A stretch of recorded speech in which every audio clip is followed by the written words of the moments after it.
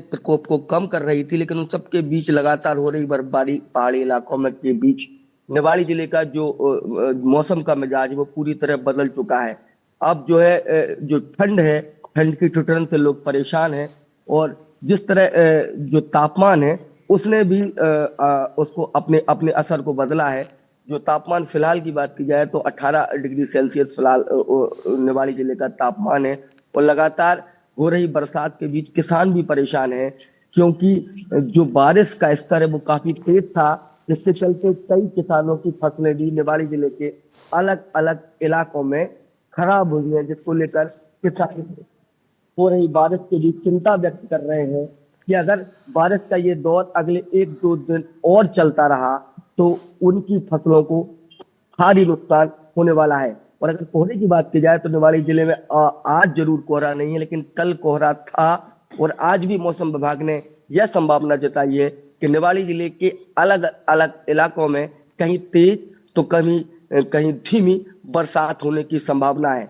तो कुल मिलाकर बात की जाए, निवाड़ी जिले में सर्दी अपना सितम बरपाए हुए है, और लोग अपने घरों के बाहर जरूरी कामों से ही निकल रहे हैं। उनको अगर बेहद जरूरी काम है तभी वह अपने घरों से बाहर निकल रहे हैं। उसके अलावा वह रोजमर्रा के कामों या अपने दैनिक दिनचर्या के लिए ही घरों से निकल रहे हैं, क्योंकि जो सर्दी है उसने एकाएक करवट ली है, और इस पूरे इलाके में सर्दी पिछले 3 दिनों में काफी तेज हुई है। जी मयंक, तो अभी फिलहाल तो निवाड़ी में ठंड से राहत नहीं है। रीवा से जावेद हमारे सहयोगी हमारे साथ जुड़ गए हैं। जावेद, रीवा में मौसम कैसा है? क्या ठंड से राहत है या पूरे शबाब पर ठंड है? और अपना क्योंकि बारिश बादल छाए रहने की संभावना मौसम विभाग लगातार जता रहा है, उसी तरीके का मौसम वहां पर सुबह से बनने को शुरू हो गया है। बिल्कुल, रीवा के मौसम की बात की जाए तो मैं आपको ज्योति जी दिखाना चाहूंगा। कोहरा बिल्कुल घना है, अभी थोड़ी दूर का कुछ नजर नहीं आ रहा है। कोहरे की चादर से आज पूरा रीवा लिपटा हुआ है। ठंड एक बार फिर से बढ़ने की, और ऐसा लग रहा बढ़ेगी। हालांकि मौसम विभाग ने कहा था बारिश होगी, बारिश तो नहीं हुई, लेकिन कोहरा हो गया। जिस तरीके से आप किसान हैं, जिस तरीके से कोहरा आज दिखाई दे रहा, क्या है? कोहरे में रात में लोग पानी लगा रहे हैं खेतों में। अभी 2-3 दिन बादल के कारण थोड़ा सा राहत हुई थी ठंडी से, लेकिन आज अचानक ये कोहरा सूखा सूखा, रीवा में पानी तो गिरा नहीं, और इसके बाद तो कोहरे से गेहूं की फसल को तो ठीक है, लेकिन ठंडक बढ़ जाने से किसानों की समस्या और बढ़ गई है। रात में जो पानी लगाते हैं खेतों में तो उसके कारण, और ये सूखा कोहरा दलहन के लिए, मसूर की फसल के लिए तो बहुत ही नुकसानदायक है। राई, मसूर और ये इनमें तो पाला लगना राई, मसूर, अरहर के लिए नुकसानदायक है। आज सुबह कोहरा नजर आ रहा है, बहुत सुबह के 7 बज चुके हैं, और आप देख सकते हैं कि तेजी से कोहरा है। हम लोगों को तो, रीवा वालों को तो बिल्कुल ऐसा लग रहा है जैसे शिमला में अपन घूम रहे हो, लेकिन किसानों के लिए जरूर ये दिक्कत की बात है, और किसानों के लिए फसल नुकसान होने की संभावना है। शिमला का नजारा आज रीवा में दूर तक नजर बिल्कुल नहीं आ रहा। सुबह लंबे समय से इस साल कोहरा पड़ रहा था, बारिश नहीं हो रही है, कोहरा पड़ रहा है, जिससे सबसे अधिक नुकसान जो है फसलों को है। दलहन तिलहन वाली फसलों को बहुत अधिक नुकसान है। राई में माहू की भी आवक हो रही है, और पानी न गिरने से बहुत क्षति हो रही है, और विजिबिलिटी इतनी कम है कि 50 मीटर। जी जावेद, बिल्कुल हम देख रहे हैं जावेद, मौसम बदला है और लोग बदले मौसम से परेशान भी हैं। हमारे साथ स्वदेश शर्मा भी हमारे सहयोगी हैं। स्वदेश, शुक्रगढ़ की अगर हम बात करें, यहाँ पर मौसम कैसा है? क्या ठंड का सितम जारी है? थोड़ी सी राहत कही जा सकती है? जी ज्योति जी, यदि अशोकनगर जिले में मौसम की बात की जाए तो अशोकनगर जिले में मौसम बीते कई दिनों से बिगड़ा हुआ है, और लगातार इस वेस्टर्न डिस्टर्बेंस का असर अशोकनगर जिले में लगातार देखने को मिल रहा है। और आज की बात की जाए तो आज भी पूरे अशोकनगर जिले में बादलों का डेरा है। और यदि सर्दी की बात की जाए तो तापमान भी कहीं ना कहीं बड़ा गिरा है, और इसमें लोगों को मुसीबत हो रही है। लगातार शीत लहर का प्रकोप जारी है, जिससे न केवल राहगीरों को समस्या बल्कि उन किसानों को भी परेशानी का सामना करना पड़ रहा है, जो कहीं ना कहीं जिनके क्षेत्र में रात को बिजली सप्लाई की जा रही है और जो फसलों में पानी दे रहे हैं।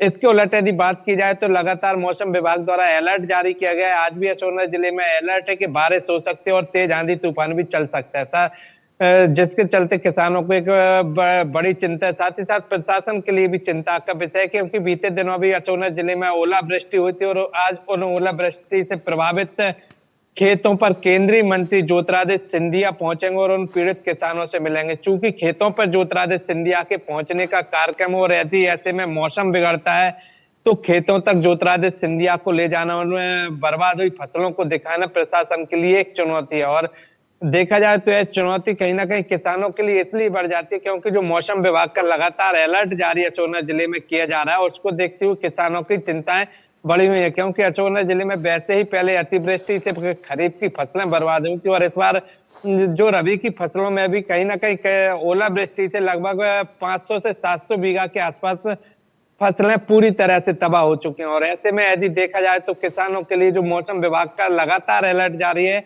वो कहीं ना कहीं चिंता बढ़ा रहा है। लेकिन राहत की खबर यह है कि सोनभद्र जिले में बारिश तो कल भी हुई थी, लेकिन बारिश से किसी तरह का ऐसा नुकसान नहीं हुआ, कोई ओलावृष्टि नहीं हुई जिससे किसानों को राहत है। लेकिन आज भी अलर्ट जो जारी किया गया है वो किसानों और प्रशासन के लिए चिंता बढ़ाने वाला है। फिलहाल के लिए मौसम चिंता वाली बात है। जिस तरीके से बारिश हो रही है, कोहरा पड़ रहा है और मावठा का असर भी देखा जा रहा है कुछ एक जगहों पर।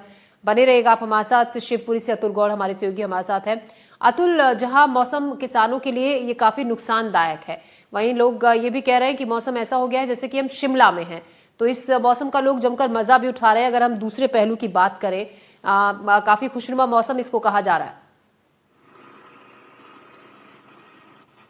बिल्कुल ज्योति, आपने ठीक कहा। और शिवपुरी को तो वैसे भी मध्य प्रदेश का मिनी शिमला कहा जाता है और अपने आप में जो मौसम है वो मौसम ने करवट न केवल मंगलवार से ली है, बल्कि अगर हम बात करें मौसम विभाग की तो मौसम विभाग ने अभी किसानों को अलर्ट जारी करते हुए कहा है कि बारिश और ओलावृष्टि जैसी संभावना बनी हुई है। आसमान में अगर देखें तो बादल छाए हुए हैं और मैदानी इलाकों में कोहरा छाया हुआ है। उसकी वजह साफ है कि कहीं ना कहीं वेस्टर्न डिस्टर्बेंस हमें डिस्टर्ब कर रहा है और दूसरी तरफ अगर पहाड़ों पर बर्फबारी हो रही है तो मौसम खुशगवार होते हुए मैदानी इलाकों में ठंड का एहसास करा रहा है। अगर हम इस ठंड के सीजन की बात करें तो शुरुआत की अक्टूबर से लेकर के हल्की हल्की ठंड शुरू होती है, लेकिन वो ठंड जो है नवंबर में शुरू हुई और फिर दिसंबर ऐसा ही बीत गया। जनवरी में आखिर में थोड़े दिन ठंड हुई और फिर अब फरवरी में जब शुरुआत हुई है तो कहीं ठंड अपनी कड़कड़ाके का एहसास करा रही है। अगर हम आपसे बात करें तो शिवपुरी को मिनी शिमला कहते हैं। एक मौसम का पहलू यह है कि किसानों को नुकसान हो रहा है, बारिश हो रही है, लेकिन मौसम का पहलू दूसरा ये है कि कहीं ना कहीं हम खुशगवार महसूस कर रहे हैं। आप बिल्कुल सही कह रहे हैं अतुल जी।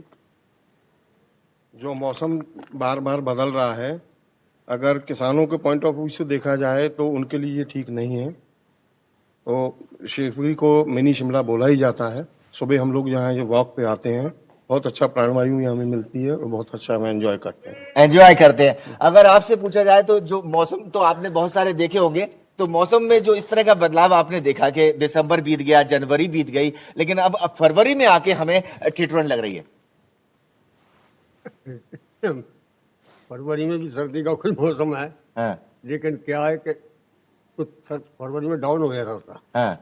लेकिन इस बार तो वो सर्दी है। सर्दी है और टोपा अपना मफलर वगैरह लगाने पर मजबूर कर रही है। अगर आपसे बात की जाए तो आप ये बताइए कि मौसम जो खुशगवार हुआ है, क्योंकि शिवपुरी को मिनी शिमला कहते हैं और मिनी शिमला का मौसम आप देख रहे हैं कि कहीं ना कहीं कोहरा है, आसमान में बादल हैं, गुनगुनी सा एहसास है। अच्छा लग रहा है। हम तो घूमने रोज आते हैं इधर ही, क्या बहुत अच्छा मौसम रहता है। सुबह स्वास्थ्य भी बढ़िया रहता है। किसानों के हिसाब से थोड़ा सा मौसम गड़बड़ है, लेकिन फसल इसमें क्या है बहुत खराब हो रही है, किसानों को थोड़ा सा नुकसान हो रहा है। बाकी मौसम में कोई मौसम बढ़िया है, अच्छा है। कभी जो मौसम में कम ज्यादा होता रहता है, फिर कोई वो नहीं है। मौसम का लाभ ले रहे हैं? हाँ जी, डेली आते हैं सुबह शाम वॉकिंग के लिए और बढ़िया मौसम रहता है। यहाँ का पॉल्यूशन भी कम रहता है और मिनी शिमला इसलिए कहा जाता है, इस इंडिया स्टेट की ये समर कैपिटल थी, इसलिए इसको मिनी शिमला बोलते हैं। बिल्कुल, आपने ठीक कहा ज्योति। आपने सुना कि मिनी शिमला इसलिए कहा जाता है क्योंकि सिंधिया राज्यकाल में इसे जो है ग्रीष्मकालीन कैपिटल बनाया गया था और इसका मौसम और क्लाइमेट जो है वो अपने आप में अद्भुत है। इसलिए यहाँ के लोग न केवल सर्दियों का लुत्फ लेते हैं बल्कि कहीं ना कहीं इस मौसम को एंजॉय करते हैं। लेकिन किसानों की दृष्टि से अगर हम देखते हैं तो किसानों की पहली खरीफ की फसलें बर्बाद हुई और अब रबी की फसलें बर्बाद हुई। मेरे सहयोगी अशोकनगर से स्वदेश बता रहे थे कि जिस तरह से दौरा करना है और जिस तरह से खेतों में पहुंचना है वो प्रशासन के लिए एक बड़ी चुनौती है, क्योंकि कई ऐसे खेत हैं जिन खेतों में ओलावृष्टि से और बारिश से नुकसान हुआ है। खासतौर से अगर हम चने की फसल की बात करें, प्याज और टमाटर की फसल की बात करें तो उन्हें नुकसान पहुंचा है। बहरहाल प्रशासनिक व्यवस्थाएं हैं और अपने आप में किसानों के साथ और सहयोग देने की बात सरकार कर रही है। देखते हैं क्या होता है। जी भिंड का भी रुख कर लेते हैं। दिलीप सोनी हमारे